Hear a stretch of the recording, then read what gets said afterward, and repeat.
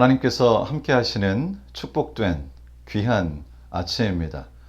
오늘 아침에 저에게 허락하신 하나님의 귀하신 은혜, 또 저희에게 허락하신 이 생명을 가지고 오늘 하루 우리 주님께 영광을 돌리고 하나님의 은혜와 은총을 마음에 아주 풍성하게 경험하는 그런 하루를 저희가 살게 되기를 바랍니다. 오늘 월요일 교과의 말씀의 제목은 사나운 이리들입니다. 제목이 그렇게 유쾌하지는 않은 제목인데요. 우리가 그리스도인으로서 살면서 하나님의 자녀로 살면서 좋은 일만 있으면 좋겠지만 또 예수 그리스도의 죽으심을 통해서 베푸신 구원을 모든 사람들이 받아들이고 모두 영생과 구원의 놀라우신 축복을 받으면 좋겠지만은 이 죄된 세상에서 우리가 예기치 못한 일, 원하지 않는 일을 당하기도 합니다. 오늘 말씀을 통해서 우리가 어떻게 이러한 것들을 경계하고 우리 주님의 진리의 말씀 가운데 살아갈 수 있을지 오늘 안교 교과의 말씀을 통해서 배우고 또 그것이 우리의 삶의 귀한 교훈이 되기를 바랍니다. 함께 기도하시고 월요일 소재의 말씀을 나누겠습니다. 우리를 사랑하시는 거룩하신 하나님, 우리 주님께서 저희를 축복하셔서 오늘도 또 생명을 주시고 허락하신 이 귀한 생명으로 주님께 영광을 돌릴 기회를 갖게 하시니 감사합니다. 이 시간 저희에게 성령 하나님의 인도하심을 허락하시고 우리가 살면서 어떻게 사단의 계략을 맞서고 예수 그리스도의 역사하심을 통해서 성령의 실제적인 도움을 통해서 이 선악간의 재쟁투에서 승리할 수 있는지 귀한 교훈을 얻는 시간 되도록 도와주시기를 우리 주님 예수님의 귀하신 이름으로 기도드리옵나이다. 아멘. 우리가 살다 보면 처음에 어떤 사람에게 가졌던 인상이 시간이 지나면서 변화하는 것을 경험할 때가 있습니다. 처음에 봤을 때는 굉장히 호감이 가고 아주 인물이 좋고 그래서 정말 좋은 친구가 될 줄 알았지만 시간이 지나면 지날수록 그 모습이 덜 잘생겨 보이고 그 모습이 점점 좋아 보이지 않는 그런 경우도 있고요. 처음에 만났을 때는 좀 그렇게 호감 가지 않는 것처럼 느꼈는데 시간이 지나면서 그 마음을 알게 되면서 그 사람이 더욱 멋있어 보이고 더욱 따뜻해 보이고 정말 처음 만났을 때하고는 전혀 다른 사람처럼 보일 때도 있습니다. 이렇게 처음 인상과 좀 다른 사람을 경험한 이야기가 있습니다. 한 마을에 꽤 여러 명의 여행자들이 찾아왔습니다. 그 마을은 이렇게 지금 사진에 보이는 것처럼 시골 마을이었고요. 그곳에 사시는 분들은 참 순수하고 좋은 분들이었습니다. 처음에는 이 여행자들을 아주 기쁜 마음으로 양팔을 벌려서 환영했습니다. 함께 음식도 먹고 그 마을에 머물러 있는 동안 그들에게 정말 잘해 주었습니다. 그분들이 여행자들이 그곳에 꽤 여러 날 있었습니다. 몇 주가 지나고 이제 이분들이 떠날 날이 가까워오고 있었는데요. 본인들이 떠난다고 했던 그 날이 되기 이틀 전에 이 마을 사람들이 일어나서 이제 그분들에게 인사도 하고 함께 이야기를 나누러 가보았더니 아직 떠나겠다고 한 날짜가 아닌데 여행객들이 한 명도 없는 것이죠. 나중에 알고 보니까 이 여행객들은 그 마을 사람들과 몇 주간 친해진 다음에 그 마을에 대한 정보를 얻고 그리고는 여러 사람들이 그 마을에 있는 귀중한 물건들을 다 훔쳐가지고 달아났던 것이죠. 결국 그들은 여행자들이 아니라 도둑떼였습니다. 처음에 느꼈던 그 반가움, 따뜻함, 그리고 정말로 오랫동안 귀한 추억이 될 것만 같은 그 순간들이 모두 다 정말 마음에서 잊혀지지 않는 그러한 아픈 기억으로 남게 된 것입니다. 이렇게 일반적인 세상에서 일어나는 이러한 범죄, 정말 저희가 절대로 경험하고 싶지 않은 이러한 일들이 사실은 기독교 역사에서도 일어났다는 사실은 참 서글픈 일입니다. 오늘 교과는 이제 이렇게 사도행전에 있는 말씀을 저희들에게 제시하면서 사도 바울이 우리들에게 주는 경고가 무엇인지를 저희들에게 가르쳐 줍니다. 물론 모든 것들이 잘 되면 좋겠지만은 사도 바울은 우리들에게 경고의 말씀을 주십니다. 질문은 이렇습니다. 사도행전 20장 27절로 32절을 읽어보라. 사도 바울은 다가올 배교에 대해 에베소 교회 지도자들에게 구체적으로 어떤 경고를 했는가? 다행히도 하나님께서는 사도 바울을 통해서 우리들에게 이러한 어처구니 없는 일들, 우리가 경험하지 않았으면 하는 일들, 하지만 이 죄된 세상에서 일어나기도 하는 일들, 특별히 교회 내에서 일어날 일들을 미리 경고하셨습니다. 사도행전의 말씀을 읽어보겠습니다. 이는 내가 꺼리지 않고 하나님의 뜻을 다 여러분에게 전하였음이라. 여러분은 자기를 위하여 또는 온 양떼를 위하여 삼가라. 성령이 그들 가운데 여러분을 감독자로 삼고 하나님이 자기 피로 사신 교회를 보살피게 하셨느니라.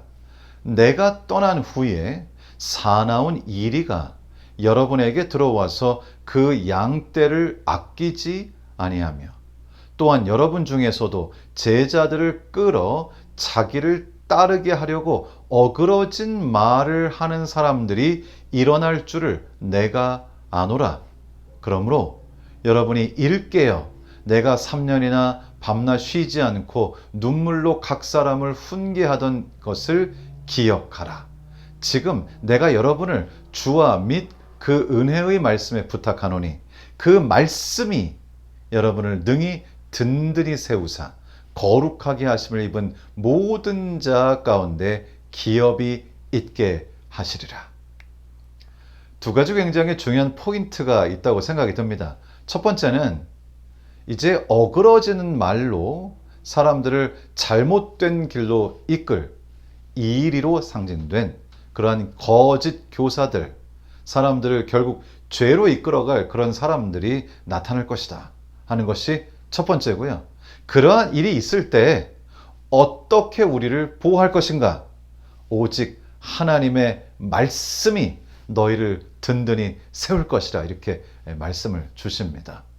사실 그때뿐 아니라 그때 이후로 그리고 지금까지도 참 많은 사람들이 여러 가지 말을 합니다. 한 번은 제가 어떤 분과 벤치에 이렇게 앉게 됐어요. 그런데 그분과 어떻게 대화를 나누게 되는 중에 이 신앙에 대한 이야기를 하게 됐는데요. 결국 그 이야기는 점점 깊어져서 결국 성경에 관한 이야기를 나누게 되었고요. 그리고 안식일 문제도 이야기를 하게 되는 것이죠. 그런데 그분과 한참 이야기를 나누면서 제가 성경에 있는 말씀을 그분에게 전하면서 이 안식일 기별이 얼마나 하나님 말씀에 기초한 기별인가. 그리고는 성경에 있는 말씀들을 마침 그때 저에게 작은 성경책이 있었기 때문에 성경책을 가지고 그분에게 이 안식일에 관한 진리를 하나씩 하나씩 펴서 다 보여드리고 그분이 고개를 끄덕끄덕 하시고 정말 말씀하신 것처럼 이 성경에 안식일을 지키라고 하시는 이 말씀이 아주 분명하게 있네요. 이것은 정말 성경적인 기별인 것 같습니다. 제가 굉장히 기분이 좋았습니다. 그리고 어떻게 되었을까요? 그런데 그분께서 이렇게 말씀하세요. 물론 성경에 있지만 제가 아는 목사님에게 좀 물어봐야 되겠습니다. 왜냐하면 그 목사님은 안식일을 지킬 필요가 없다고 하셨거든요.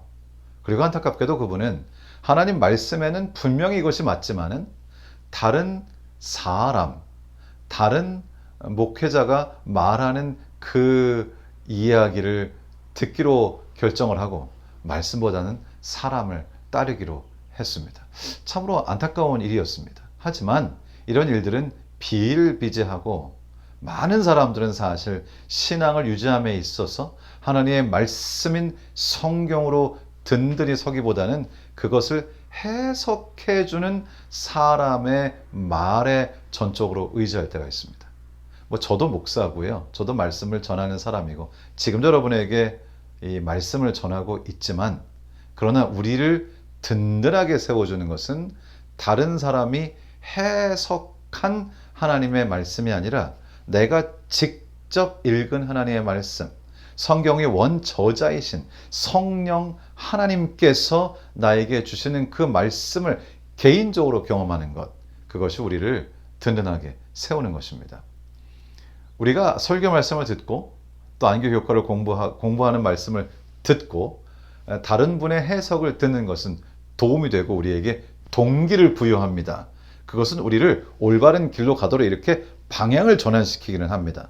그러나 내가 신앙에 있어서 진정으로 놀라움, 경탄함, 하나님의 그 역사하심과 사랑을 발견하게 되는 것은 직접 말씀을 펴서 내가 읽고 깨닫고 마음에 감동하고 그리고 눈물 짓고 그리고 하나님의 놀라움에 경탄하는 그 경험, 그것이 우리를 바로 바꾸어진 방향에서 그 방향으로 걷게 하는 것이죠.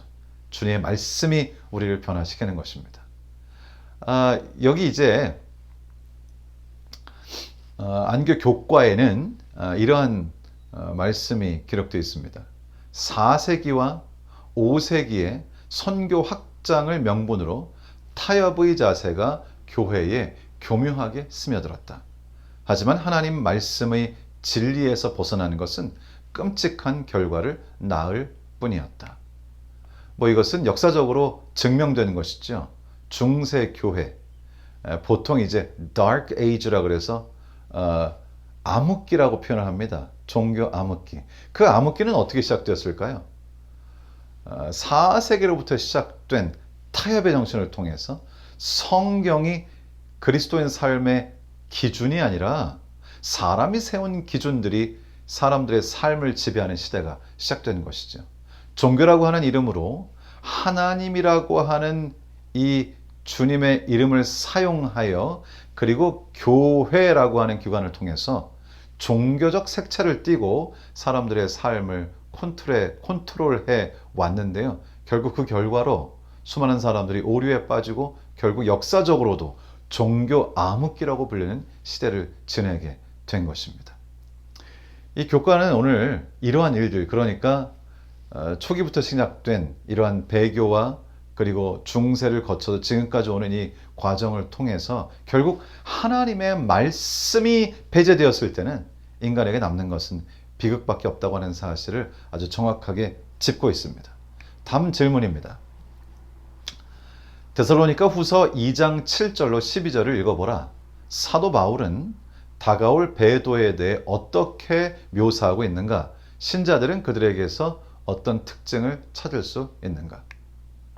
띄어쓰기가 하나 좀 잘못됐습니다. 양해를 구합니다.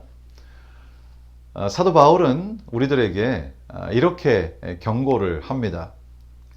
데살로니가 후서 2장 7절부터 합니다. 불법의 비밀이 이미 활동하였으나 지금은 그것을 막는 자가 있어 그 중에서 옮겨질 때까지 하리라. 그때 불법한 자가 나타나리니 주 예수께서 그 이브의 기운으로 그를 죽이시고 강림하여 나타나심으로 패하시리라. 악한 자의 나타남은 사탄의 활동을 따라 모든 능력과 표적과 거짓 기적과 불의의 모든 속임으로 멸망하는 자들에게 있으리니 이는 그들이 진리의 사랑을 받지 아니하여 구원함을 받지 못함이라. 이러므로 하나님이 미혹의 역사를 그들에게 보내사 거짓 것을 믿게 하심은 진리를 믿지 않고 불의를 좋아하는 모든 자들로 하여금 심판을 받게 하려 하심이라. 여기 말씀에선 몇 가지, 한 세 가지 정도의 포인트가 있는 것 같습니다. 첫 번째로 결국 이러한 불법의 활동, 이러한 미혹의 사탄의 활동은 예수 그리스도의 재림 때까지 계속되겠다는 것이죠. 앞부분을 보시면은요, 불법의 비밀이 이미 활동하였으나 지금은 그것을 막는 자가 있어 그 중에서 옮겨질 때까지 하리라. 그때 불법한 자가 나타나리니 주 예수께서 그 입의 기운으로 그를 죽이시고 강림하여 나타나심으로 패하시리라. 그러니까 예수 그리스도께서 강림하여 나타나시기까지 처음에 노란색으로 표시되어 있는 지금 이미 활동하고 있으나, 그러니까 소규모로 혹은 작게 이 막는 하나님의 힘이 있기 때문에 아직은 세력이 약하게 활동을 하지만 결국은 예수 그리스도의 재림시까지 이러한 활동은 계속되고 예수 그리스도의 재림을 통하여 비로소 없어질 것이라고 말씀하셨습니다. 그 말씀은 우리가 지금을 살아가는 우리들도 예외가 아니고, 그러므로 우리도 경계하고 이런 때 어떻게 해야 될지를 아주 분명하게 해야 된다는 사실을 저희에게 말씀을 하고 계신 것입니다. 그러면서 무엇이 판단 기준인가를 말씀을 하시는 것이죠. 이제 그 다음 말씀부터 보시면 9절에 악한 자의 나타남은 사탄의 활동을 따라 모든 능력과 표적과 거짓 기적과 불의의 모든 속임. 여기서 아주 분명하게 하는 것은 우리의 신앙의 기준을 어디에 둘 것인가 하는 것입니다. 오늘 앞부분에서 계속 말씀드린 것처럼 결국 하나님의 말씀에 우리를 든든하게 서게 하는데요. 기적, 표적, 뭔가 신기한 일, 사람들의 주목을 끄는 일은 결국 우리의 판단 기준이 되어서는 안 된다는 것입니다. 그 말씀은 무엇인가 하면 예수 그리스도께서 재림하시기 직전까지 이 세상에는 종교의 이름으로 그리고 신앙의 이름으로 놀라운 역사들이 일어날 것이지만 그것을 올바른 신앙의 기준으로 삼아서는 안 된다는 것입니다. 그렇다면 왜 하나님께서는 이렇게 이런 일들이 일어나도록 허용하시는가? 결국 뒤쪽에서 우리에게 정확하게 짚어주시죠.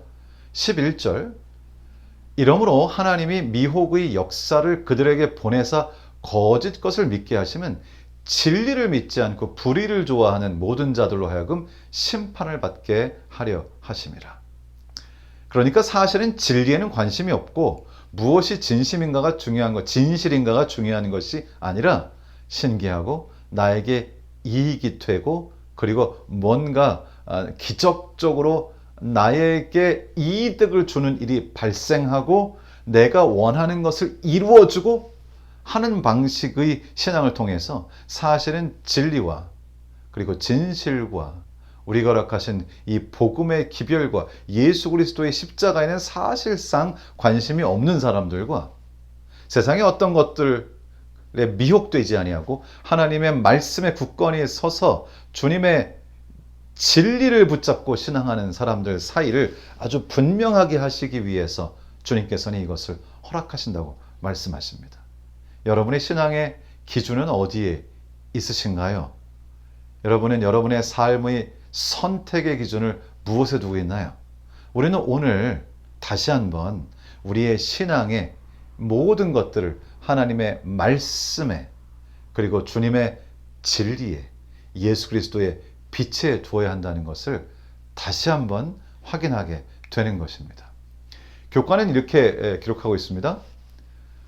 바울의 시대에도 하나님의 율법에 순종하라는 하나님 말씀의 진리에서 점차 멀어지는 사람들이 있었다. 이러한 이탈은 후세에 더욱 두드러질 것이었다. 우상이 기독교 예배에 도입되었다. 수천 년 동안 모든 이교 종교의 전면에는 우상이 있었다. 개종하는 이교도들이 기독교를 더 쉽게 받아들일 수 있도록 소위 성자로 이름만 바꾼 이교의 신들이 교회로 들어왔다. 태양신을 숭배하는 날, 일요일은 부활을 기념하는 기독교의 예배일로 점진적으로 채택되었다. 성경에 근거하지 않은 이 거짓된 날은 지금 더 널리 퍼져 있다. 아마 여러분도 이러한 상황들을 여러분의 피부로 느끼면서 사실 것입니다. 재림 성도 그리고 안식일 교회라고 하는 말을 들을 때 사람들은 성경에 있는 이 안식일을 준수하는 진리를 따르는 정말 아주 거룩한 백성이라고 그렇게 평가하기보다는 율법주의라는 그러한 표현으로, 그리고 주님께서 모든 것을 다 폐했는데, 계명을 다 폐했는데 율법의 문자에 매달리는 그런 사람들이라고 하는 평가를 받는 경험을 하셨을 수도 있습니다. 그것이 바로 지금 종교계가 가지고 있는 아주 두려운 현상인 것이죠. 하나님의 말씀이 기준이 아니라 사람들이 세운 전통, 사람들이 한 결정, 그리고 사람들이 계속 해오던 관습이 그 모든 것이 기준이 되고 있다는 것이죠. 참으로 안타까운 일입니다. 그래서 어쩌면 성경에 나와 있는 이 진리의 말씀, 우리는 예수 그리스도의 십자가의 은혜로 믿음으로 말미암아 구원을 얻은 하나님의 자녀들입니다. 그렇기 때문에 하나님께서 원하는 것을 하기를 원합니다. 예수 그리스도의 발자취를 따르기를 원합니다. 하나님의 성품을 그대로 표현한 십계명의 말씀을 준수함으로 하나님의 성품을 드러내기를 원하는 주님의 구원받은 백성들입니다. 이렇게 살아가려고 할 때 때때로 사람들은 그것을 잘 이해하지 못합니다. 지금의 기독교는 예수 그리스도의 십자가를 통하여 구원 얻은 결과로 실제적으로 그것이 사람의 삶을 변화시키는 놀라운 주님의 성령의 역사를 경험하기보다는 인간이 그저 본인이 살고 싶은 대로, 그리고 뭐 어차피 우리는 하나님의 계명을 완벽히 지킬 수 없으니, 아니 주님께서 십자가에서 패했으니 신경 쓸 것이 없다라고 하는 방향의 신앙을 가르치는 그런 많은 교사들을 접하게 되는 것이죠. 우리들은 바로 이 세상에 예수 그리스도께서 하셨던 역할, 즉 진리의 빛을 비추는 역할을 맡고 있는 것입니다. 네덜란드에 가면 이런 동상이 서 있습니다. 이 동상은 한 소년의 동상인데요. 지금 이 사진으로는 잘 판별이 안 되실 수 있겠지만은 이 동상은 자세히 가까이에서 보면 손으로 무엇인가를 이 소년이 막고 있는 그런 동상입니다. 사실 이것은 네덜란드에서 굉장히 유명한 동상이고, 이 비슷한 동상이 네덜란드에 굉장히 여러 군데 있습니다. 이 이야기는 이렇습니다. 어느 마을에 방파제가 있는데 이 벽으로 아주 튼튼하게 이렇게 막아서 바닷물이 그 마을에 들어오지 못하도록 막아놓은 곳이 있는데요. 어느 날 너무나 폭풍우가 심하게 치고 파도가 높고 물살이 세게 이 벽에 부딪히면서 이 벽에 균열이 일기 시작하고 작은 구멍으로 물이 쫄쫄쫄쫄 나오기 시작했습니다. 그런데 그때 이것을 발견한 이 소년이 주변에 아무도 도와줄 사람이 없었기 때문에 자신의 손가락으로 그 틈을, 물이 새는 그 구멍을 막기 시작했습니다. 점점 물살이 거세지고 이제는 손가락으로는 안 되고 손으로, 주먹으로 이렇게 막으면서 그 벽을 뚫고 나오는 그 물을 이 한 사람의 소년이 막고 있었던 것이죠. 나중에 시간이 꽤 지나고 이제 마을 사람들이 이를 발견한 이후에 그 소년을 도와서 물이 새지 않도록 이제 그것을 단도리를 했습니다.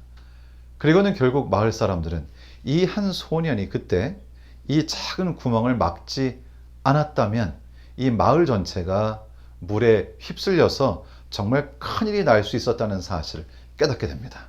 그리고는 이 소년은 마을의 영웅이 되죠.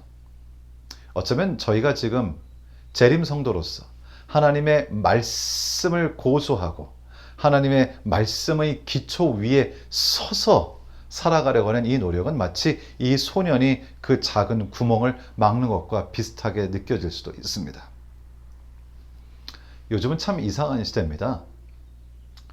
하나님의 말씀대로 하나님께서 주신 이 말씀을 있는 그대로 받아들이고 말씀대로 살아가려고 한다고 하면 우리들은 근본주의자라고 불립니다. 이 기독교가 이제 다양화되면서 사람들은 하나님의 말씀을 충실히 따르기보다는 사람의 생각을 이 말씀에 집어넣어 심지어는 하나님의 말씀보다는 사람의 생각이 더 잘 판단한다라고 하는 그런 생각을 가진 사람들처럼 하나님의 말씀을 있는 대로 받아들이지 않고 사람의 생각을 자꾸만 그곳에 집어넣고 있다는 것이죠. 그리고는 이렇게 하나님 말씀대로 살려고 하는 사람들, 이 종교 개혁자들의 정신을 이어 성경 말씀에 기록된 수많은 믿음의 노독들의 정신을 이어 하나님의 말씀대로 오직 말씀대로 살려고 하는 사람들을 근본주의자라고 이야기하고 그렇게 지칭하면서 자꾸만 그들의 영역을 자꾸 줄여가려고 하는 것이 지금의 현실입니다. 사실상 많은 교단들이 하나님께서 엿새 동안 세상을 창조하셨다고 하는 사실을 이제는 부정하고 실제로 미국에 있는 꽤 많은 기독교 교단들이 진화론과 창조론은 공존할 수 있다고 하는 내용을 공식적인 교단 웹페이지에 교리로서 적고 있는 것이죠. 참으로 쉽지 않은 세상입니다. 물론 우리의 이 말씀대로 살려고 하는 이 노력과 이 모습이 마치 이 소년의 모습처럼 때로는 좀 외로움으로 다가올 수 있으나 그러나 한 가지 분명한 것은 하나님의 말씀은 진리입니다. 세상의 그 어떤 것도 이 진실을 바꿀 수는 없는 것이죠. 오늘 우리가 하루를 살아가면서 우리에게 어떤 일이 있든지 어떤 도전이 있든지 오직 하나님의 말씀이 진리라고 하는 확고한 우리의 신념이 변하지 않고 이 사실이 변하지 않고 우리에게 이르러 오는 모든 일들을 말씀으로 이겨내는 그런 귀한 하루가 되시기를 우리 주님 예수님의 이름으로 축원합니다. 제가 기도하고 개인적으로 기도하시는 시간을 갖도록 하겠습니다. 우리를 사랑하시는 거룩하신 아버지 하나님, 우리 주님께서 저들에게 복 주셔서 하나님의 말씀인 성경을 주시고 이 성경을 통해 예수 그리스도를 발견하고 진리를 알 수 있도록 하시니 감사합니다. 이미 사도 바울의 시대부터 그리고 중세를 거쳐 지금에 이르기까지 그리고 사도 바울의 권면에 따르면 예수 그리스도 재림 직전까지 사단은 계속해서 불법의 활동을 할 것입니다. 하나님의 말씀은 도전을 받을 것입니다. 하나님, 그러나 참으로 감사하는 것은 우리들에게는 하나님이 계시고 예수 그리스도께서 우리의 구주가 되시며 성령께서 직접적으로 우리의 삶에 개입하심으로 하나님 말씀에 굳건히 서서 그 말씀을 있는 그대로 따르며 주님께서 원하시는 바 그 뜻을 이루며 살아갈 수 있다고 하는 것, 이것이 얼마나 감사한지 모르겠습니다. 저희가 오늘 하루를 살아가면서 어떤 도전이 우리 앞에 있든지 주님의 말씀으로 승리하는 하루가 되도록 주님께서 우리의 생애 속에 깊이 개입해 주시기를 우리를 사랑하시는 예수님의 이름으로 기도드리옵나이다. 아멘.